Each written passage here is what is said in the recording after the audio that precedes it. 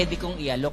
Then ito nga, eventually, lumabas tong Unified Products and Services. So, in-offer namin, sir, na franchise business. So, we pioneer the one-stop shop service in the Philippines. Paano kayo yung mga ordinaryong tao? Anong business yung pwede nating ilagay sa mga taong may cellphone?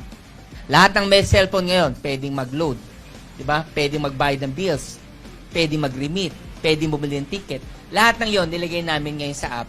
Then, nilabas namin ngayon yung home-based business namin. Na katulad mong ordinaryong tao, na wala ka pang 600,000, na may cellphone ka, pwede mong simulan yung business mo. So, nag-deploy kami, Philippines. Actually, pumutok talaga yung concept namin.